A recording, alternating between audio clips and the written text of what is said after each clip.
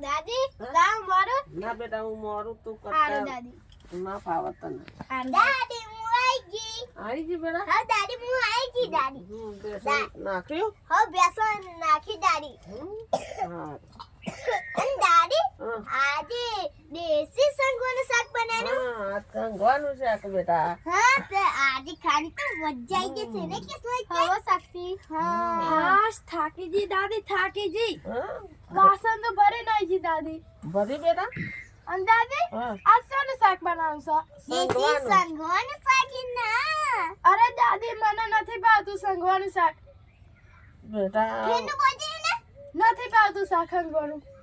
ઓહો જો જો દાદી આ હિનાના દેશી સંગોનું શાક નથી ભાવતું જો હિના આ દેશી સંગોનું શાક આપણે ખાઈએ ને આપણે દુખાવો ને તોય મટી જાય ને દાદી કે હા પકવાનો શરીર માટે સારું હિના અને હા ને ના ખાવ ને તો હે ને મરચું લોટલો ખાઈ લેજી હો હિના એટલે સાક્ષી હું મરચું રોટલો ખા દાદી મસ્ત બનાવજો શાક ખાઈ હા મસ્ત બનાવ્યું હો મસ્ત દાદી બનાવ્યું બેટા ને હા. આઈ રે હિના ચેનલ ને મારી લો મસાલો. હા નાખજો દાદી ભાઈ હો ચણાનો લોટ. હા અને તો મિત્રો આજે અમાર દાદી બનાવવાના છે દેશી સંગોને શાક જે અમાર દાદી કટિંગ કરે છે cutting કરી અમાર દે. આરતી સમા કિસ્મત અમારી ના છે રાધે રાધે મિત્રો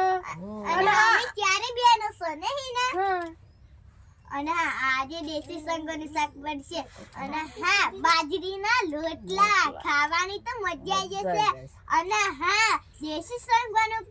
શાક કોને કોને ભાઈ એ પણ કોમેન્ટમાં લખજો મારા વાલા મિત્ર તમને કહું અને કોમેન્ટ કરજો હું તમારી કોમેન્ટ જોઉં વાંચીશું અને હા જો અમારી કિસ્મત છે અને અમારી નીના વાસણ બધી નાઈ ગઈ છે અને હું બેસન ઘાસ નાખી નાઈ ગઈ છું ને દાદી હા